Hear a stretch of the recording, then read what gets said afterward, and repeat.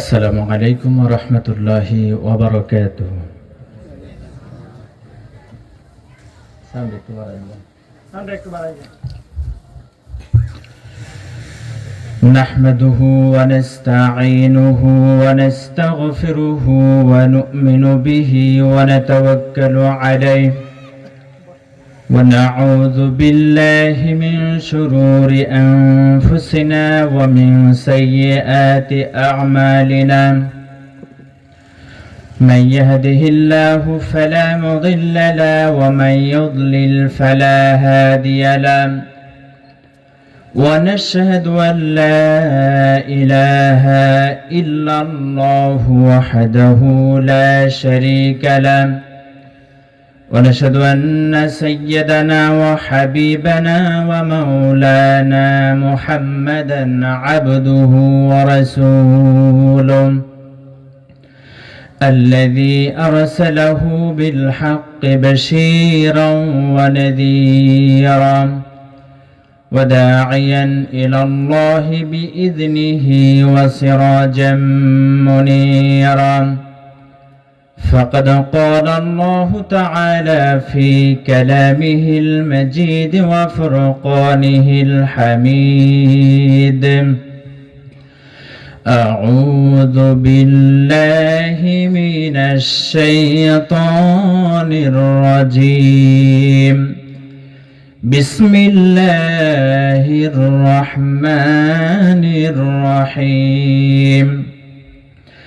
إن الله وملائكته يصلون على النبي يا أيها الذين آمنوا صلوا عليه وسلموا تسليما. درود إبراهيم পড়েন। اللهم صل على محمد وعلى آل محمد كما صليت على إبراهيم وعلى آل إبراهيم إنك حميد مجيد. اللهم بارك على محمد وعلى آل محمد كما باركت على إبراهيم وعلى آل إبراهيم إنك حميد مجيد. بلغ العلا بكماله كشف الدجى بجماله حسنت جميع خصاله. صلوا عليه وعليه. مشرق حب محمد مطلع ديوان ما مطلع خورشید سقس سینه سوجان ما. بلغ العلا بكماله كشف الدجى بجماله حسنت جميع خصاله. صلوا عليه وعليه. سورة يوسف بداري حكمة لقمان ما قارئ قرآن باري أي دل شادمان ما. بلغ العلا بكماله كشف الدجى بجماله حسنت جميع خصاله. صلوا عليه وعليه. নামাবাসপুর রহমতপুর জামে মসজিদের উদ্যোগে আয়োজিত আজকের এই তাফসীরুল কোরআন মাহফিলের সম্মানীয় সভাপতি হযরত মাওলানা আজহারুল ইসলাম সাহেব, অধ্যক্ষ বাসকুর ফাজিল ডিগ্রি মাদ্রাসা, আতালাল্লাহু আমরাহু ওয়া বারাকাল্লাহু ফি হায়াতি, বলেন আমিন। সহ সভাপতি আবু ইউসুফ মোহাম্মদ খলিলুর রহমান, খতিব নামাবাসকুর জামে মসজিদ, দামাত বারকাতুহুম।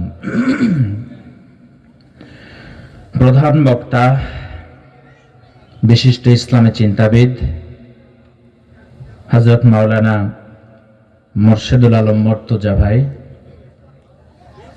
আজকের এই মাহফিলের সম্মানীয় প্রধান অতিথি, শহীদি কাফেলা বাংলাদেশ জামাত ইসলামী জয়পুরহাট জেলা শাখার সম্মানিত আমির ডাক্তার মোহাম্মদ ফজলুর রহমান সাইদ, এতক্ষণ আপনাদেরকে কোরআন হাদিসের কথা বলে যিনি আপনাদেরকে ধন্য করেছেন, হযরত মাওলানা মুস্তাফিজুর রহমান ভাই সহ আমার সামনে উপস্থিত আমার প্রাণপ্রিয় তাওহীদবাদী মুসলমান ভাইয়েরা, পর্দার আড়ালে আমার মা এবং বোনেরা, আসসালামু আলাইকুম ওয়া রাহমাতুল্লাহি ওয়া বারাকাতুহু। আমরা সর্বপ্রথম আমাদের মহান মালিকের দরবারে লাখ কোটি শুকরিয়া আদায় করছি, কৃতজ্ঞতা জ্ঞাপন করছি যে আল্লাহ রাব্বুল আলামিন আমাদেরকে অশেষ মেহেরবানি করে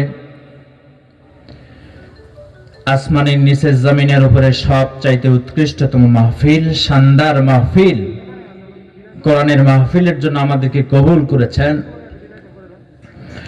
এজন্য আমাদের মহান মনিবের দরবারে নতশিরে সিজদা অবনত চিত্তে হৃদয়ের সবটুকুন ভালোবাসাকে উজাড় করে দিয়ে বলছি আলহামদুলিল্লাহ। দরুদ এবং তাসলিম বর্ষিত হোক আমাদের নেতা সাইয়্যিদিনা জনাবে মুহাম্মদুর রাসূলুল্লাহ সাল্লাল্লাহু আলাইহি সাল্লামের প্রতি। প্রিয় উপস্থিতি, আপনারা সবাই কেমন আছেন? আপনারা সবাই কেমন আছেন? ভালো রাখছেন কে? সুতরাং ভালো থাকার আলহামদুলিল্লাহ এই সাউন্ডটা আরো একটু জোরা হওয়ার দরকার ছিল না? দেখেন, আমরা যারা সুস্থতার সাথে এখানে আসছি অনেকে তো আছে আসতে পারে নাই, অসুস্থ হয়ে হসপিটালে আছে, ঠিক কিনা? অনেক মানুষ জীবিত ছিল আজকের এই দিনে, অনেক মানুষ জীবিত নাই। আল্লাহ তো আমাদেরকে বাঁচিয়ে রেখেছেন। সুতরাং শুকরিয়ার ভাষাটা একটু উঁচু গলায় বলতে হয়। বলেন আলহামদুলিল্লাহ। আজকের মাহফিলে আসতে পেরে আপনারা খুশি নাকি বেজার? আপনাদেরকে তো নতুন করে আরেকটা আয়োজন, সঙ্গীত সন্ধ্যা আপনাদেরকে শোনানো হয়েছে, ঠিক কিনা? আপনারা সবাই ছিলেন, এজন্য আরো বেশি খুশি নাকি? উদ্ভাবনশীল কেউ সাহিত্য সাংস্কৃতিক সংসদ এসে আপনাদেরকে মজা দিয়েছে। এগুলো হচ্ছে ইসলামিক সংস্কৃতি। আলহামদুলিল্লাহ। অতিরিক্ত পেয়েছেন আপনারা। আপনারা কি পেয়েছেন? অতিরিক্ত পেয়েছেন। যেটা পাতেন অতিরিক্ত আপনাদেরকে দেওয়া হয়েছে। ইসলামের সব আছে। ইসলামের রাজনীতি আছে, অর্থনীতি আছে, সংস্কৃতি আছে, সব ইসলামের আছে। জন্ম থেকে নিয়ে মৃত্যু পর্যন্ত মানুষের জীবনে যা কিছু দরকার সব আল্লাহ তাআলা ইসলামের মধ্যে দিয়েছেন। আলহামদুলিল্লাহ। অনেকদিন পরে মাহফিলে আপনারা হাজির হয়েছেন। কয়েক বছর পর হয়তো আপনারা মাহফিল করছেন।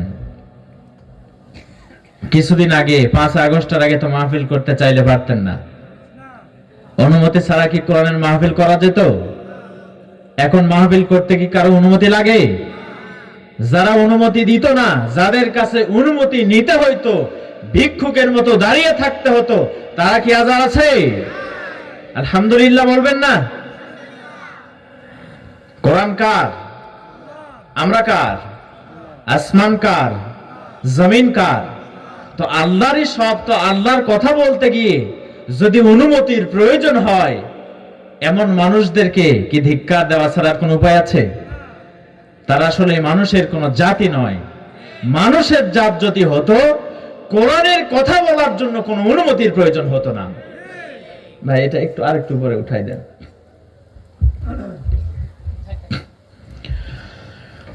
তাহলে শুকরিয়া যে যাদের কাছে কোরআনের জন্য আমাদেরকে অনুমতির প্রয়োজন হতো, আজকে আল্লাহ তাআলা আমাদেরকে কোরআনের মাহফিল আমাদের জন্য উন্মুক্ত করে দিয়েছেন। আলহামদুলিল্লাহ। কোরআনের জন্য আর কারো কাছে অনুমতির প্রয়োজন নাই। তারা যে 15-20 বছর শাসন করেছে, পুরোটাই বাংলাদেশের 18 কোটি মানুষের উপরে জুলুম করেছে। শুধু মানুষের উপরে জুলুম করছে তা নয়, আল্লাহর দেওয়া জীবন বিধান ইসলাম এবং কোরআনের প্রতিও তারা জুলুম করছে। এই জুলুমের কারণে আল্লাহ তাআলা তাদেরকে নাস্তানাবুদ করে দিয়েছেন। যারা ইসলামের সাথে দুশমনি করবে, কোরআনের সাথে দুশমনি করবে, আল্লাহ তাআলা তাদেরকে দুনিয়াতেই তাদের ইন্তেকাম নেন এবং তাদেরকে লাঞ্ছিত অপমানিত করে বিদায় করে দেন। কারণ এর আগে যারাই শাসন ক্ষমতায় ছিল, ফেরাউন, নমরুদ, হামান, সাদ্দাত, তারা ছিল কিনা? তারা কি কেউ কি চিরস্থায়ী হতে পেরেছে? কেউ চিরস্থায়ী হতে পারে নাই। কারণ তারা ইসলামের বিরোধিতা করেছে, তারা কোরআনের বিরোধিতা করেছে। যারা ইসলামের বিরোধিতা করবে, কোরআনের বিরোধিতা করবে, সাময়িক কিছু সফলতা তারা দেখতে পাবে, কিন্তু তাদের পেছনে রয়েছে লাঞ্ছিত হওয়া, অপমানিত হওয়া, ধিক্কার এবং ধৃষ্টতা ছাড়া আর কিছুই নয়। মানুষের ধিক্কার পাবে তারা, লানত কুড়াবে তারা, যেরকম ফেরাউন নমরুদরা পাইছিল। সুতরাং যাদের কাছে কান পর্যন্ত, যাদের কান পর্যন্ত আমার কথা পৌঁছতেছে, আপনারা যাই করেন ইসলামের বিরুদ্ধে কখনো অবস্থান নেন না। আপনি যে দলেরই হন না কেন, আপনি যাই করেন ইসলামী আন্দোলনের বিরুদ্ধে অবস্থান নিয়েন না, কোরআনের বিরুদ্ধে অবস্থান নিয়েন না। পূর্বে যারা ইসলামের বিরুদ্ধে অবস্থান নিয়ে তাদের যে অবস্থা হয়েছে, ভবিষ্যতে কেউ যদি ইসলামের বিরুদ্ধে অবস্থান নিতে চায়, বাধার সৃষ্টি করে, তাদের একই পরিণতি হবে, একই অবস্থার সৃষ্টি হবে, বিন্দু পরিমাণও কম হবে না। তো সুতরাং আমরা যারা এখানে এসেছি, আমরা শুনবো মানার নিয়তে। বুঝতে পারছেন কিনা? কোনো ভূমিকা নয়, যেহেতু সময় কম, সরাসরি আলোচনা শুরু করছি। শয়তানের ওয়াসওয়াসা থেকে আমরা আমাদের মহান মনিবের দরবারে আশ্রয় প্রার্থনা করি। সবাই আমরা বলছি, আউযু বিল্লাহি মিনাশ শাইতানির রাজীম। বিসমিল্লাহির রহমানির রহিম। أجعلتم سقاية الحاج وعمارة المسجد الحرام كمن آمن بالله واليوم الآخر وجاهد في سبيل الله لا يستوون عند الله والله لا يهدي القوم الظالمين। সাদাকাল্লাহুল আযীম। আল্লাহ বলতেছেন যে তোমরা কি মনে করেছো হজের মৌসুমে হাজীদেরকে পানি পান করানো এবং কাবা শরীফ যারা আবাদ করে তাদের মর্যাদা কি তাদের সমতুল্য হবে? যারা আল্লাহ পরকালকে বিশ্বাস করেছে এবং আল্লাহর জমিনে আল্লাহর দ্বীন প্রতিষ্ঠার জন্য কাজ করে যাচ্ছে, এই দুইটা দল কখনো সমান নয়। সুবহানাল্লাহ বলে। যারা আল্লাহর দ্বীনের জন্য, ইসলামের জন্য কাজ করে যায়, এদের মর্যাদা আমি আল্লাহ তাআলার কাছে সবচাইতে বেশি। সুবহানাল্লাহ বলবেন না? আমরা যে কোনো কাজ করতে গিয়ে আমরা কিন্তু সওয়াব খুঁজি, ঠিক কিনা? সওয়াব খুঁজি, যেই কাজে বেশি সওয়াব আমরা সে কাজে যাই। সওয়াব ছাড়া কিন্তু কেউ আমরা কোনো কাজ করতে চাই না। সকল কাজে আমরা সওয়াব খুঁজি, সওয়াব ছাড়া কোনো কাজ আমরা করতে চাই না। যে কাজে যত সওয়াব বেশি সে কাজে আমরা তত তৎপর। আমরা সবাই খুঁজি কোন কাজে কত সওয়াব পাওয়া যাবে। যে কাজে বেশি সওয়াব সেই কাজ আমরা করতে রাজি আছি। কোরআনের একটা শব্দ যদি পড়া হয়, একটা অক্ষর যদি পড়া হয়, 10 করে নেকি। রমজান মাসে আরো ডবল, 10 থেকে নিয়ে 700 গুণ পর্যন্ত বাড়ানো হয়ে থাকে। এজন্য আমরা সেখানে রমজান মাসে খতমের পর খতম দেই, 10 করে নেকি আমরা পেয়ে থাকি। কিন্তু আমি যদি প্রশ্ন করি, বলেন তো আপনারা যারা এখানে উপস্থিত আছেন, জীবনে কত কোটি সওয়াব অর্জন করেছেন? কেউ কি বলতে পারবেন? দ্বিতীয় প্রশ্ন যদি আপনাদেরকে করি, বলেন তো কত সওয়াব হলে জান্নাত পাওয়া যাবে? কয় কোটি সওয়াব পেলে আপনি জান্নাতে যাবেন? কেউ কি জবাব দিতে পারবেন? এই প্রশ্ন যদি কোন আলেমকে করা হয়, কোন মুফতিকে করা হয়, মুহাদ্দিসকে করা হয়, কেউ জবাব দিতে পারবে না। কারণ কত সওয়াব হলে জান্নাতে যাওয়া যাবে, কোন নবী রাসূলগণ আমাদেরকে বলে যান নাই, আল্লাহ তাআলাও বলেন নাই নির্দিষ্ট কত সওয়াব হলে কোন ব্যক্তি জান্নাতে যাবে। সওয়াব মানে কি, আমরা কি গণনা করি? এই গণনা দিয়ে আসলে কি জান্নাত পাওয়া যাবে নাকি? আর কোন কাজে সওয়াব বেশি তা কি আমরা জানি নাকি? যদি না জানি তাহলে সওয়াব অর্জন কেমনে করব? যে কাজে সওয়াব বেশি সে কথা আমাদেরকে বলা হয় না। যে কাজে বেশি সওয়াব সেটা আমাদের কাছে গোপন রাখা হয়। যেগুলো কম সওয়াব 10-20 এরকম সওয়াব পাওয়া যায় সেগুলো আমাদের কাছে বলা হয়। যে সওয়াবগুলোর বিনিময়ে সরাসরি জান্নাত সেগুলোর কথা বলা হয় না। ঠিক কি না? একটু মনোযোগী হবেন। আসলে সওয়াব বলতে কি বোঝায়? সওয়াব ছাড়া কি জান্নাতে যাওয়া যায় না? সওয়াব অর্জন করা কি ছাড়া কি জান্নাতে যাওয়া যাবে না? সওয়াব বলতে মূলত কি বোঝানো হয় আমাদেরকে? আপনাদেরকে প্রশ্ন করছি, কোন ব্যক্তি এসে যদি বিশ্বনবী সাল্লাল্লাহু আলাইহি সাল্লামের কাছে এসে বলেন, হে আল্লাহর রাসূল, আমি আল্লাহর এমন একজন গোলাম, আমি গুনাহগার, আমি গুনাহ করেছি, গুনাহ করতে করতে আমার জীবন আমি শেষ করে ফেলেছি, নাফরমানি করেছি, চুরি করেছি, ডাকাতি করেছি, জিনা ব্যভিচার, হত্যা, ধর্ষণ করেছি, এমনকি আমার একটা ফুটফুটে সন্তান ছিল, মেয়ে সন্তান, জীবন্ত, তাকেও কবর দিয়েছি। হে রাসূল, আমার এই গুনার মাফ হবে কিনা? আমাকে আল্লাহ তাআলা ক্ষমা করবে কিনা? বিশ্বনবী সাল্লাল্লাহু আলাইহি সাল্লাম বলেন, তো এখন কি বলবেন? তাকে ক্ষমা হবে না? এমন ব্যক্তির কি ক্ষমা নাই? জবাব দেন, ক্ষমা আছে না নাই?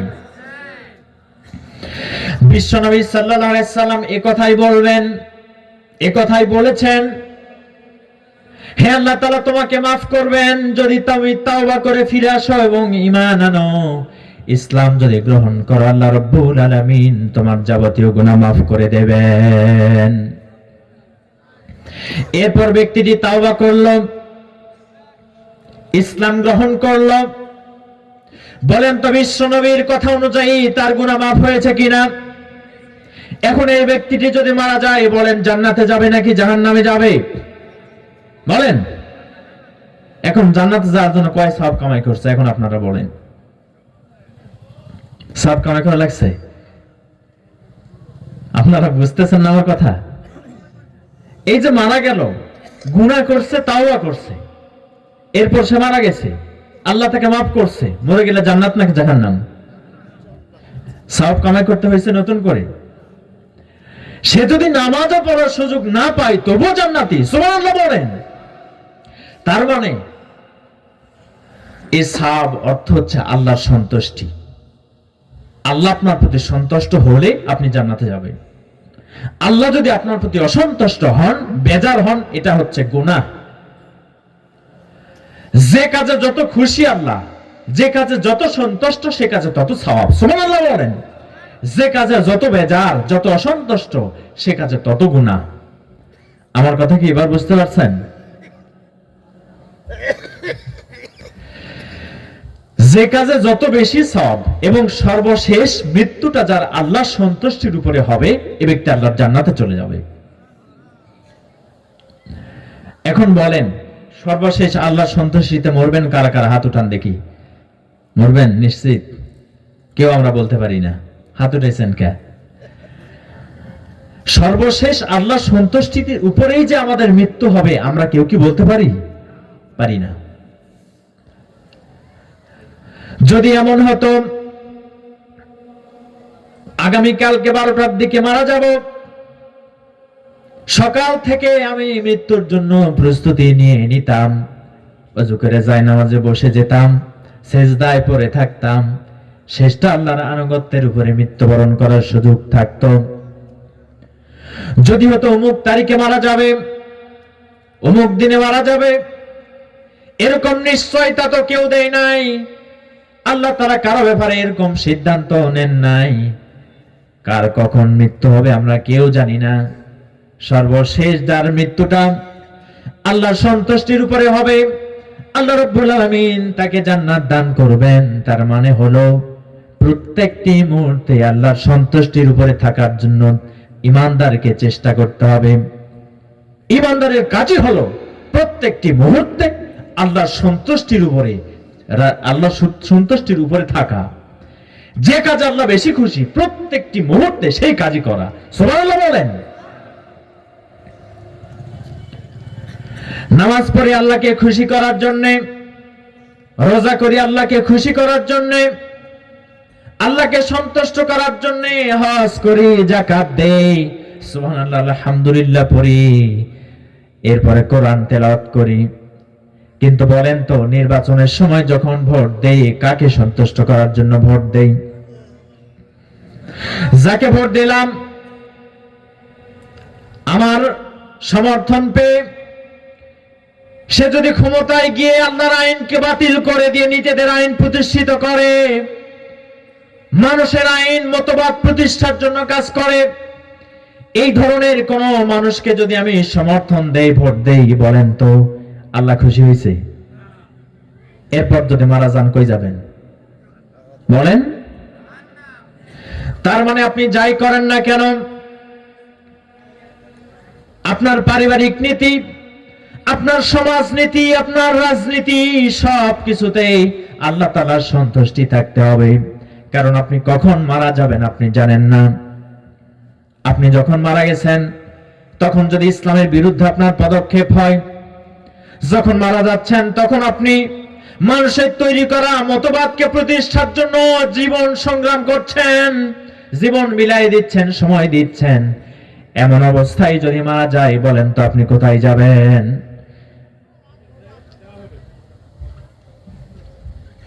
নামাজ পড়লে কত সওয়াব হয় আপনারা কেউ জানেন? রোজা করলে কত সওয়াব হয়? কোরআনে এমন একটি আয়াতও পাবেন না যে আয়াতের ব্যাপারে আল্লাহ তাআলা বলছেন যে নামাজ পড়লে জান্নাত দেওয়া যাবে, রোজা করলে জান্নাতে যাবে, হজ করলে জান্নাতে যাবে, যাকাত দিলে জান্নাতে যাবে। একটা আয়াতও নাই, একটা আয়াত আল্লাহ বলেন নাই। কিন্তু এমনও ইবাদত আছে, এমনও ইবাদতের কথা আল্লাহ তাআলা বলেছেন যার বিনিময়ে সরাসরি জান্নাতের ঘোষণা দিয়েছেন। তার মানে সেই ইবাদতের মর্যাদা সবচাইতে বেশি, সওয়াব সবচাইতে বেশি। নামাজ পড়ার ব্যাপারে আমাদেরকে উদ্বুদ্ধ করা হয় আলহামদুলিল্লাহ, রোজার ব্যাপারে করা হয়, যাকাত হজের ব্যাপারে করা হয়। কিন্তু যে ইবাদতের সবচাইতে বেশি গুরুত্ব কোরআন দিয়েছে, সরাসরি জান্নাতের ওয়াদা করেছেন, সে ইবাদত সম্পর্কে আমরা মূলত কেউ বেশি কিছু জানি না, আমাদেরকে জানানো হয় না। সেই ইবাদতটির নাম হচ্ছে ইকামাতে দিন। বলেন কি? ইকামাতে দিন। আজআলতুম সিকায়াতাল হাজ্জ ওয়া ইমারাতাল মাসজিদিল হারাম কামান আমানা বিল্লাহি ওয়াল ইয়াউমিল আখির ওয়া জাহাদা ফি সাবিলিল্লাহ লা ইয়াস্তাউনা ইনদাল্লাহ। তোমরা কি মনে করেছ হজের মৌসুমে হাজীদেরকে পানি পান করানো আর কাবা শরীফ যারা আবাদ করে তাদের মর্যাদা কি তাদের সমতুল্য হবে নাকি? যারা নাকি দিন প্রতিষ্ঠার জন্য কাজ করে যায়, আমি আল্লাহ রাব্বুল আলামিনের কাছে তাদের মর্যাদা সবচাইতে বেশি। সুবহানাল্লাহ। আমরা যে ঈশার নামাজ আদায় করলাম সওয়াব হয়েছে তো? এই নামাজ যদি কাবা শরীফে পড়তাম কত সওয়াব হতো বলেন? 1 লক্ষ ওয়াক্তের সওয়াব পেতেন। ওখানকার 1 রাকাত বাংলাদেশে কতগুলো পড়তে হবে? 1 লক্ষ রাকাতের সমান। সুবহানাল্লাহ বলবেন না? এখন বলেন তো তাহলে তারা বেশি সৌভাগ্যবান নাকি আমরা? বলেন, তারা সৌভাগ্যবান নাকি আমরা? তারা। কেন? তারা 1 লক্ষ ওয়াক্তের সমান পাচ্ছে। কোন হাদিসে 1000-এর মতো আছে। মদিনাতে যদি কেউ 1 রাকাত নামাজ আদায় করে 50,000 রাকাতের সমান সমান সওয়াব পাবে। সুবহানাল্লাহ বলবেন না? এখন তারা যদি বাঁচে 60 বছর, আমরা বাঁচলাম 7 বছর, নামাজের আমল কার বেশি হবে বলেন? কে বেশি সওয়াব পাবে? তারা। তাদের সাথে আল্লাহর একটু বেশি বন্ধুত্ব আছে নাকি? আমাদের সাথে শত্রুতা আছে। তাহলে আল্লাহ তাদের এরকম সুযোগ দিচ্ছেন, আমাদেরকে দিচ্ছেন না কেন? রাসূল সাল্লাল্লাহু আলাইহি ওয়াসাল্লাম আছে থাক, কিন্তু যারা জন্ম নিচ্ছে, নামাজ পড়তেছে, তাদের সাথে কি বেশি বন্ধুত্ব আছে? আমাদের সাথে কি কম বন্ধুত্ব আছে? মূলত তা না। আল্লাহ আমাদেরকে যে সুযোগ দিয়েছেন, যে মর্যাদা দিয়েছেন, তাদেরকে দেন নাই। সুবহানাল্লাহ বলবেন না? আমরা ইকামাতে দ্বীনের দায়িত্ব পালন করতে পারি, কিন্তু তারা ইকামাতে দ্বীনের দায়িত্ব পালন করতে পারে না। সেখানে রাজতন্ত্র প্রতিষ্ঠিত আছে। সুতরাং এই কারণে আমাদের মর্যাদা সবচাইতে বেশি। সুবহানাল্লাহ বলেন। শুধু তাই নয়, বলেন তো, নামাজ পড়লে বাধা দেয়? নামাজ পড়লে কেউ বাধা দেয়? রোজা করলে কেউ বাধা দেয়? হজ যাকাতে কেউ বাধা দেয়? তারা সারা জীবন সেখানে বসে সওয়াব কামাই করবে, নামাজ পড়বে, কেউ বাধা দেবে না। কিন্তু ইসলামী আন্দোলন করলে বাধা দেয় কিনা? শুধু তাই নয়, ইসলামী আন্দোলন করার কারণে এটা এক শ্রেণী মানুষের কাছে অপরাধ হয়ে যায়। আর এই কারণে শুধু বাধা নয়, বাধা দেয়, হামলা হয়, মামলা হয়, জেলে যেতে হয়, ফাঁসিতে উঠতে হয়, বিরাট ঝুঁকি নিতে হয় জীবনের। এই কারণে আল্লাহ রাব্বুল আলামিন সবার চাইতে জিহাদকারীদের মর্যাদা বাড়াই দিয়েছেন। সুবহানাল্লাহ বলেন। সারা জীবন নামাজ আদায় করলেও তাদেরকে কেউ বাধা দেবে না, কিন্তু ইসলামী আন্দোলন শুরু করে দেখ, বাধার সৃষ্টি হয়ে যাবে। যে কাজ আল্লাহ রাসূল করেছেন, এই কারণেই কিসের বাংলাদেশি, কিসের পাকিস্তানি, কিসের ইন্ডিয়ান, মালয়েশিয়ান, চাইনিজ, যে ইসলামী আন্দোলন করবে আল্লাহ তাআলার কাছে সবার চাইতে তার মর্যাদা বেশি। সুবহানাল্লাহ বলেন। কোরআনুল কারীমে আল্লাহ তাআলা বলছেন, الذين آمنوا وهاجروا وجاهدوا في سبيل الله بأموالهم وأنفسهم أعظم درجة عند الله وأولئك هم الفائزون। যারা নাকি ঈমান এনেছে, দ্বীনের জন্য ত্যাগ কোরবানি করেছে, জীবন দিয়ে, সম্পদ দিয়ে আল্লাহর দ্বীন প্রতিষ্ঠার জন্য কাজ করেছে, এদের মর্যাদা আমি আল্লাহ তাআলার কাছে সবচাইতে বেশি। সুবহানাল্লাহ বলেন। এবং এই লোকগুলোই মূলত সফল কামিয়াবি। ইউবাশশিরুহুম রাব্বুহুম বিরাহমাতিন মিনহু ওয়া রিদওয়ানিন ওয়া জান্নাতিন লাহুম ফিহা নাঈমুম মুকিম। শুধু তাই নয়, ইকামাতে দ্বীনের দায়িত্ব যারা পালন করে, আল্লাহ বলছেন রবের পক্ষ থেকে তাদের উপরে সুসংবাদ, জান্নাতের সুসংবাদ। আমি রবের পক্ষ থেকে তাদের জন্য অনুগ্রহ বর্ষিত হয় এবং আমি আল্লাহ রাব্বুল আলামিন তাদের উপরে সন্তুষ্ট হয়ে যাই। সুবহানাল্লাহ বলেন। সন্তুষ্ট হলে আল্লাহর জান্নাত। এখন বলেন তো, কোন কাজে আল্লাহ তাআলা সন্তুষ্ট হয়েছেন? এমন সন্তুষ্ট হয়েছেন, শুধু সন্তুষ্ট হন নাই, জান্নাতের ঘোষণা দিয়েছেন। সুবহানাল্লাহ। ওয়া জান্নাতিন লাহুম ফিহা নাঈমুম মুকিম খালিদিনা ফিহা আবাদা। সুবহানাল্লাহ বলেন। যারা ইকামাতে দ্বীনের দায়িত্ব পালন করে, তাদের জীবনের ঝুঁকি আছে বলে, বিপদ মুসিবত জীবন বাজি রেখে কাজ করতে হয় বলে, ফাঁসির মঞ্চে দাঁড়াতে হয় বলে আল্লাহ রাব্বুল আলামিন তাদেরকে জান্নাতের ঘোষণা দিয়েছেন। এমন কাজ করেছেন বলেই তো নিজামীরা ফাঁসিতে চলেছেন, ইকামাতে দ্বীনের দায়িত্ব পালন করেছেন বলেই তো মুজাহিদরা ফাঁসিতে চলেছেন। ইকামাতে দ্বীনের দায়িত্ব পালন করার কারণে আল্লামা সাঈদী 13টি বছর জেলখানায় থেকেছেন। যদি আমাদের মতো সওয়াব কামাই করতেন, নামাজ রোজার বক্তব্য দিতেন, শুধু সওয়াব যদি কামাই করতেন, তাহলে বিপদ মুসিবত হতো না, ঠিক কি না? ইকামাতে দ্বীনের দায়িত্ব মানে বিপদ মুসিবত, জীবনের হুমকি, দুনিয়ার স্বার্থকে ত্যাগ করতে হয়। পরকালীন স্বার্থ হাতিয়ে নেওয়ার কারণে দুনিয়ার স্বার্থকে ত্যাগ করতে হয়। এই লোকসান বলে আল্লাহ রাব্বুল আলামিন একদিক দিয়ে তাদেরকে সবচাইতে সাফল্য করে দিয়েছেন। সুবহানাল্লাহ। ইকামতে দ্বীনের দায়িত্ব পালন করবেন মানে আপনাকে বিপদে পড়তে হবে, আপনার উপরে মামলা হবে, হামলা হবে, জেলে দিবে, বন্দি জীবন যাপন করতে হবে, স্বাধীনতার জীবন থেকে বন্দি জীবন যাপন করতে হবে ইকামতে দ্বীনের যদি দায়িত্ব পালন করেন। এই কষ্ট মুসিবত আছে বলে সবাই ইকামতে দ্বীনের দায়িত্ব পালন করতে চায় না, কিন্তু এই কাজের সওয়াব কিন্তু সবচাইতে বেশি, সবচাইতে বেশি। আল্লাহ সরাসরি জান্নাতের ঘোষণা দিয়েছেন। বিশ্বনবী সাল্লাল্লাহু আলাইহি সাল্লাম একজন ব্যক্তিকে লক্ষ্য করে বলছেন, এই ব্যক্তিটির আমল কম কিন্তু পুরস্কার অনেক বেশি। সাহাবায়ে কেরামগণ বুঝলেন না, হে আল্লাহর রাসূল এই কথার অর্থ কি?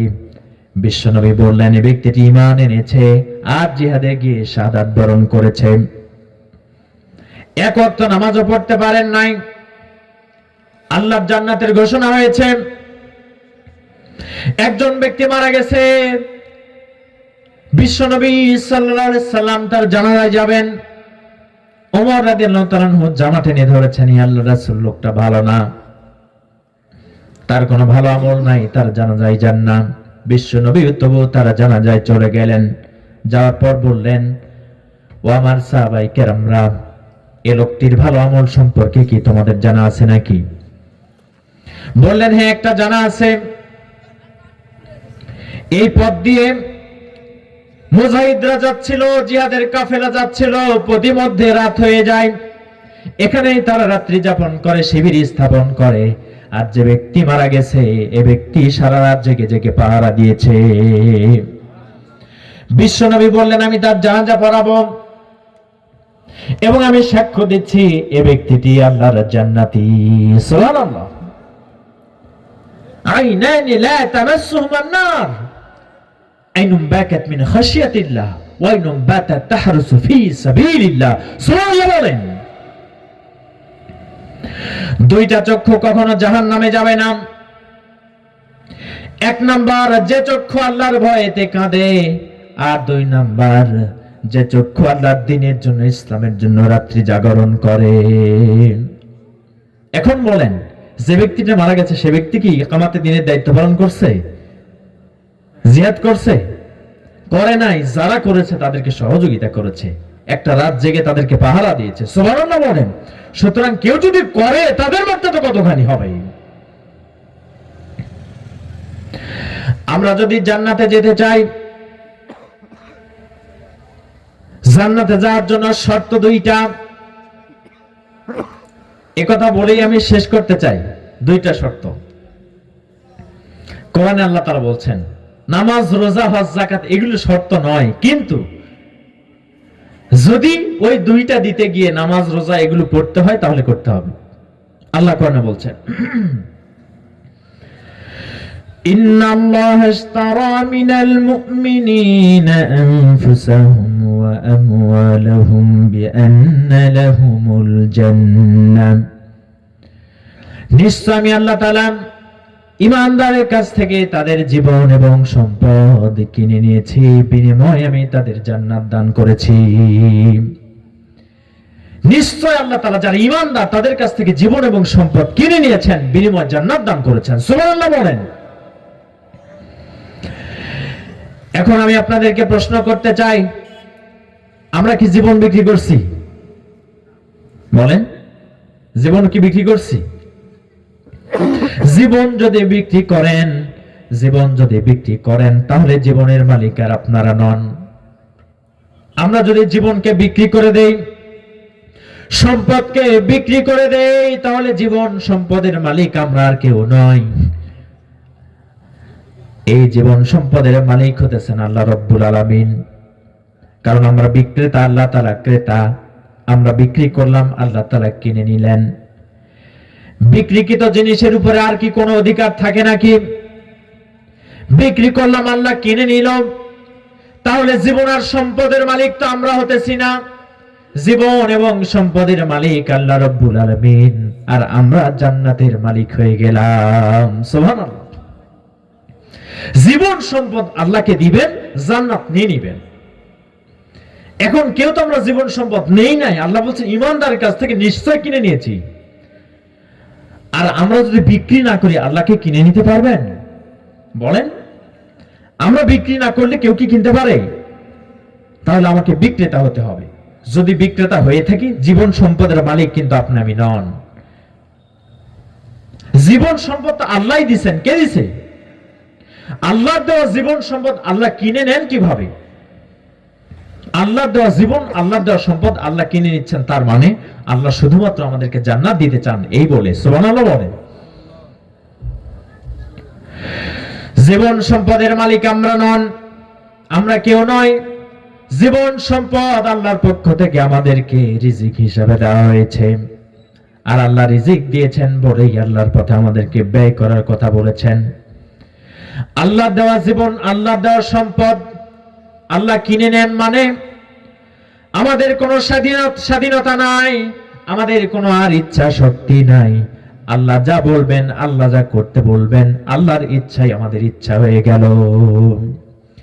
এভাবে যারা জীবন যাপন করতে পারবে, আল্লাহ তাদেরকে জান্নাত দান করবেন। সুবহানাল্লাহ বলেন। আর নিজের ইচ্ছা মতো যদি চলেন, জীবন আপনার, সম্পদ আপনার, আল্লাহকে যদি না দেন, তাহলে জীবন সম্পদ আপনার কাছে থেকে যাবে, কিন্তু জান্নাত আপনি পাবেন না।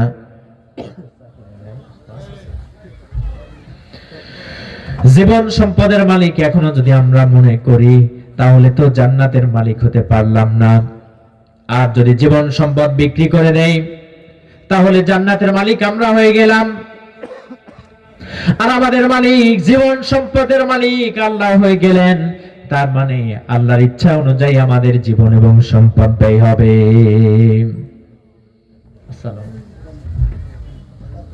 কথা বলবেন?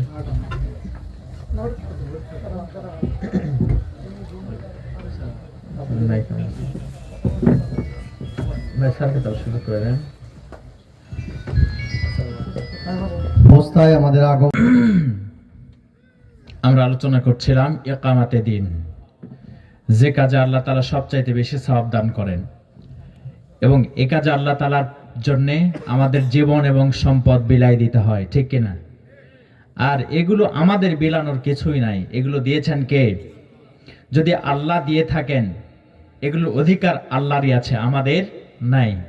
এজন্য আল্লাহ তাআলা কিন্তু বলছেন, আমি তোমাদেরকে যা রিজিক দিছি আমার পথেই তোমরা ব্যয় করো। الذين يؤمنون بالغيب ويقيمون الصلاة ومما رزقناهم ينفقون। যারা নাকি অদৃশ্যের প্রতি ঈমান এনেছে, নামাজ প্রতিষ্ঠা করেছে, এবং আমি তাদেরকে যা রিজিক দান করেছি, আমার এই রিজিক থেকে আমার পথে ব্যয় করেছে। আমাদের কাছে যা আছে সব আল্লাহর দেওয়া। রিজিক বলতে যা বোঝায়, যা আমাদের কাছে ছিল না এখন আছে, আল্লাহ দিয়েছেন, সবগুলোই রিজিকের মধ্যে। সুতরাং রিজিক বলতে শুধুমাত্র খাবার তা না, রিজিক মানে ধন সম্পদ শুধু তা না। রিজিক বলতে আপনার সুস্থতা, আপনার হায়াত, আপনার ধন সম্পদ, আপনার সন্তান সন্ততি, স্ত্রী, সবই রিজিকের মধ্যে। অর্থাৎ আপনার যা ছিল না আল্লাহ দিয়েছেন, এখন আছে, সবগুলো রিজিক, সবগুলোকে আল্লাহর পথে ব্যয় করা লাগবে, ঠিক কিনা? এগুলো রিজিক, আল্লাহর পথে ব্যয় করার কথা বলছেন আল্লাহ তাআলা। ইকামাতে দ্বীনের দায়িত্ব পালন করতে গিয়ে জীবনের ঝুঁকি হয়, জীবন দিতে হয়। জীবনের মালিক যদি আল্লাহ হয়ে থাকেন, বলেন তো এ পথে যতই ঝুঁকি হোক, আমি কি কথা বলার অধিকার রাখি যে আমি যাব না, আমি করতে পারবো না? এ কথা বলার কোনো অধিকার নাই, কারণ জীবনের মালিক আমি নয়। জীবন বিক্রি হয়ে গেছে, জীবন আমি বিক্রি করে দিয়েছি, জীবনের মালিক আল্লাহ তাআলা। আল্লাহ যা বলবেন তাই আমাকে শুনতে হবে। এমন ব্যক্তিদের জন্য আল্লাহ রাব্বুল আলামিন জান্নাত দান করবেন। وَأَمَّا مَنْ خَافَ مَقَامَ رَبِّهِ وَنَهَى النَّفْسَ عَنِ الْهَوَى فَإِنَّ الْجَنَّةَ هِيَ الْمَأْوَى। যারা নাকি আল্লাহ তাআলার সামনে দাঁড়ানোর বিষয়টাকে ভয় করে চলেছে, নিজের প্রবৃত্তিকে ইচ্ছাকে লালসামুক্ত করেছে, নিজের ইচ্ছা মতো করে নাই, আল্লাহ যা বলেছেন তাই করেছে, এমন ব্যক্তিদের জন্য আমি আল্লাহ রাব্বুল আলামিন রেখে দিয়েছি জান্নাত। সুবহানাল্লাহ বলেন। এখন নিজের মতো যদি চলি, জীবন যেখানে ইচ্ছা সেখানে ব্যয় করব, হোক না মানুষের তৈরি করা মতবাদ, জাতীয়তাবাদ, পুঁজিবাদ, সমাজতন্ত্র মতবাদ, ধর্মনিরপেক্ষতা মতবাদ, যা কিছু আছে সব মানুষের তৈরি করা কুফরি মতবাদ, এগুলোর পেছনে যদি ব্যয় করেন জান্নাত মিলবে না, ঠিক কি না? এগুলো সব জাহান্নামের পথ, জান্নাতের পথ হচ্ছে ইসলাম। সুবহানাল্লাহ বলবেন না? وَمَن يَبْتَغِي غَيْرَ الْإِسْلَامِ دِينًا فَلَن يُقْبَلَ مِنْهُ وَهُوَ فِي الْآخِرَةِ مِنَ الْخَاسِرِينَ। ইসলাম ছাড়া যা কিছু করবে, যে মতবাদগুলোর পিছনে মানুষ চলবে, আমি আল্লাহ রাব্বুল আলামিন এগুলো তাদের কাছ থেকে কবুল করব না, গ্রহণ করব না। আর কবুল না করার কারণে দুনিয়ার জীবন তাদের অসল হয়ে যাবে, আর কিয়ামতের দিন তারা বড়ই ক্ষতিগ্রস্ত হয়ে যাবে। নাউযুবিল্লাহ। ইকামাতে দিনের গুরুত্ব অনেক বেশি। দিন প্রতিষ্ঠিত হওয়া, জেরামি স্যার বলে গেলেন, এটা রাজনীতি নয়, ফরজ, সবচেয়ে বড় ফরজ। কেন? এ যাবৎ যারা ক্ষমতায় ছিল, ভালো কাজ করার জন্য অনুমতি নিতে হতো, ঠিক কিনা? তার মানে তারা আজকে প্রতিষ্ঠিত আছে, জাহিলিয়াত প্রতিষ্ঠিত আছে, ইসলাম প্রতিষ্ঠিত নাই। এজন্য কোরআনের মাহফিলের জন্য অনুমতি নেওয়ার প্রয়োজন হয়। আর গান বাজনা যাত্রা এগুলোর ক্ষেত্রে কি অনুমতি নিতে হয়েছে? বিনা অনুমতিতে তারা করতে পেরেছে। ইসলাম যদি ক্ষমতায় যেত, ইসলাম যদি ক্ষমতায় থাকতো, তাহলে ইসলামের কাছে তারা গান বাজনা যাত্রার জন্য অনুমতি নিতে যাইতো। ইসলাম বলতো অশ্লীলতা বেহায়াপনার জন্য বিন্দু পরিমাণ কোনো অনুমতির সুযোগ নাই, ঠিক কিনা? তারা কি আর করতে পারতো? কিন্তু জাহিলিয়াত সমাজে প্রতিষ্ঠিত আছে বলে ইসলাম পন্থীরা তাদের কাছে অনুমতি নিতে যায়। কিন্তু ইসলাম প্রতিষ্ঠিত থাকলে ইসলামের কাছে তারা অনুমতি নিতে যাইতো, ইসলাম বলতো অনুমতি দেওয়া হলো না, তারা করতে পারবে না। এজন্য কিন্তু প্রতিষ্ঠিত করতে গেলে আমাদের কিন্তু ব্যাপক ত্যাগ তিতিক্ষার নাজরানা পেশ করা লাগবে, জীবন সম্পদ বিলাই দেওয়া লাগবে, এছাড়া কিন্তু প্রতিষ্ঠিত হবে না।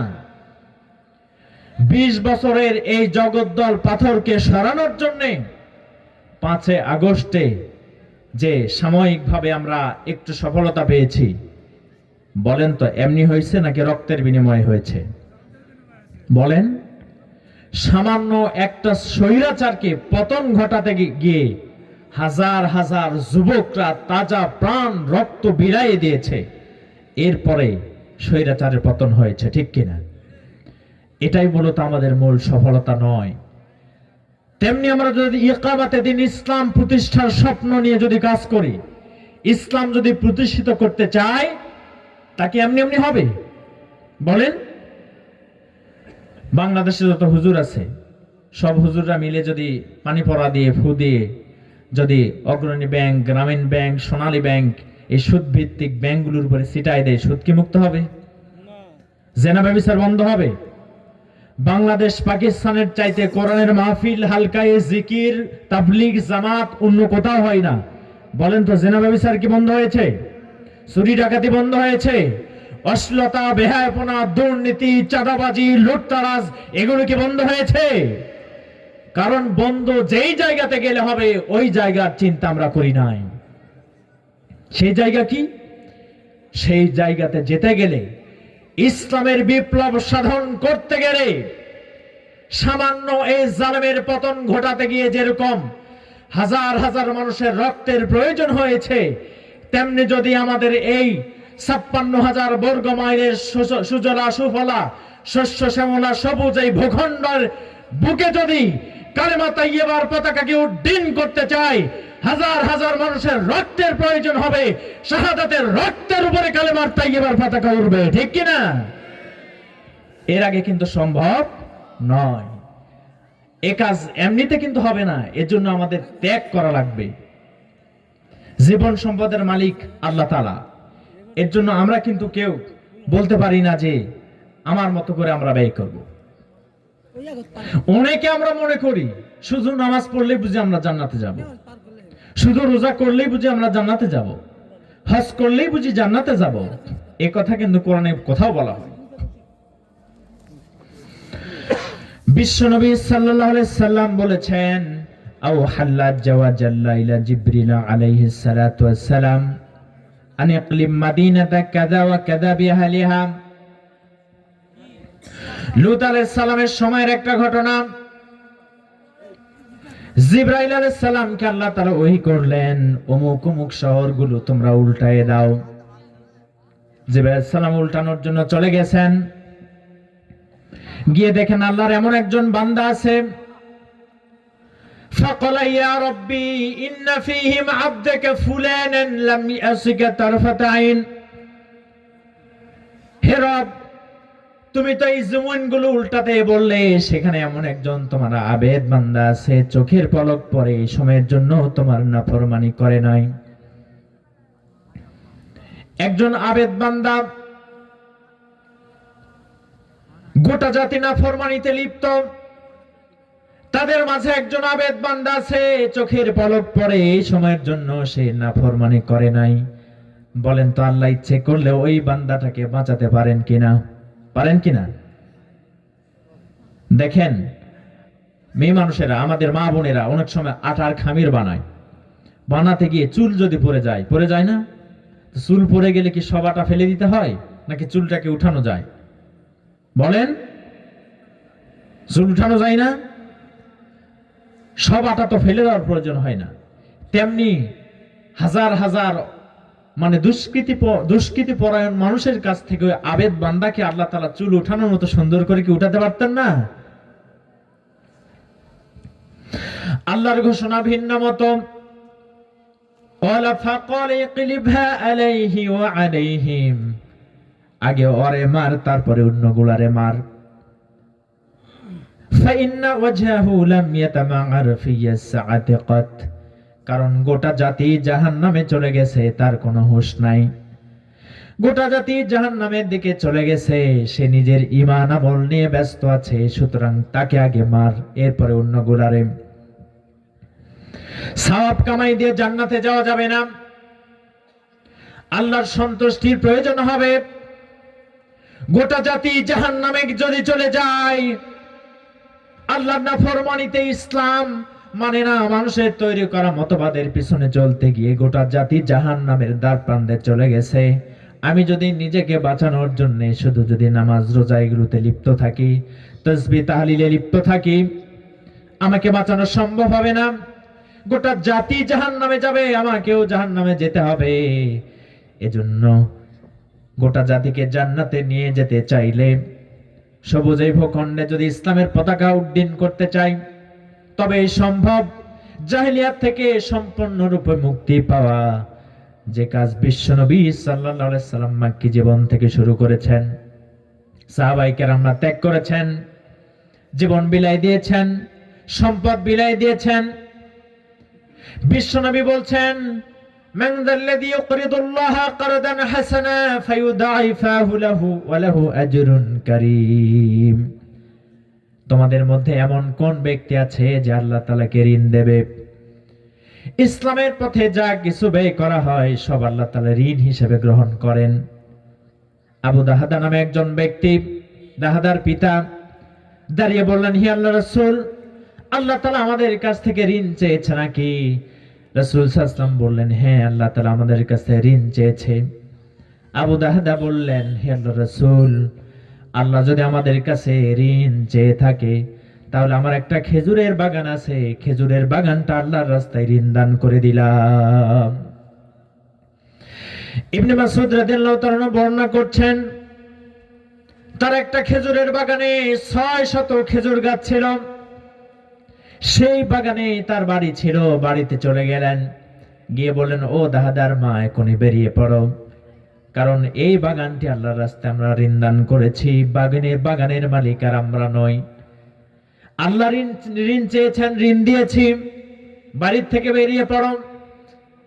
দাহাদার মা বললেন, ও দাহাদার পিতা, এত উত্তম কাজ করেছো তুমি। তাদের কেমন ত্যাগ ছিল, স্বামী যেরকম ত্যাগী ছিলেন, স্ত্রী ইসলামের জন্য তেমন ত্যাগী। তাদের ত্যাগের বিনিময়ে ইসলাম আমাদের কাছে এসেছে। আমরা যদি ত্যাগ না করি, আমাদের পরের প্রজন্ম কি ইসলাম পাবে নাকি? আমাদের ত্যাগ করা লাগবে না? তো সুতরাং আমরা ত্যাগী হব ইনশাআল্লাহ। বলেন ইনশাআল্লাহ। রাসূল সাল্লাল্লাহু আলাইহি ওয়াসাল্লাম বলছেন, আস-সাখিয়ু কারিবুম মিনাল্লাহ, কারিবুম মিনান নাস, কারিবুম মিনাল জান্নাহ, বাঈদুম মিনান নার। সুবহানাল্লাহ বলেন। দানকারী, যারা দান করে, এরা আল্লাহর নিকটবর্তী, মানুষের নিকটবর্তী, জান্নাতের নিকটবর্তী, জাহান্নাম থেকে অনেক দূরে। সুবহানাল্লাহ বলবেন না? আল বাখিলু বাঈদুম মিনাল্লাহ, বাঈদুম মিনান নাস, বাঈদুম মিনাল জান্নাহ, করিবুম মিনান নার। আর বখিল লোকগুলো যারা দান করতে চায় না, এরা আল্লাহ থেকে দূরে, মানুষ থেকে দূরে, জান্নাত থেকে দূরে, জাহান্নামের অতি নিকটে। নাউযুবিল্লাহ। আল্লাহ যেন আমাদেরকে দান করার তৌফিক দান করেন, বলেন আমিন। জি, মিজানুর রহমান বাসকুর 1000 টাকা দিয়েছেন। আল্লাহ যেন তার দানকে কবুল করে নেন, বলেন আমিন। আল্লাহ যেন তার দানকে কবুল করে নেন, আমিন বলেন। যে আমরা একটু আল্লাহর পথে আমরা একটু ব্যয় করি। মসজিদের উদ্যোগে আজকের এই মাহফিল, মসজিদের উন্নয়ন কল্পে আপনারা সর্বোচ্চ ত্যাগ করবেন, আমি এই আশা করছি। আপনারা যে যেটা পারবেন, নগদ যদি না দেন বাকিও দিতে পারবেন, আলু উঠানোর পর্যন্ত আর কি। যে যেটা দিবেন আপনারা বলেন, আমরা এখানে লিখে নেব 5000, 10000, এরকম যদি কেউ থাকেন। সব দুনিয়াতে শেষ হয়ে যায়, কিন্তু যা আমরা দান করব এটিই থেকে যায়। যে সবার জন্য দোয়া হবে। শাহ আলম ভাই এই মসজিদের সাবেক ইমাম 500 টাকা দান করেছেন। আল্লাহ যেন তার দানকে কবুল করে নেন, বলেন আমিন। ফেরস্ত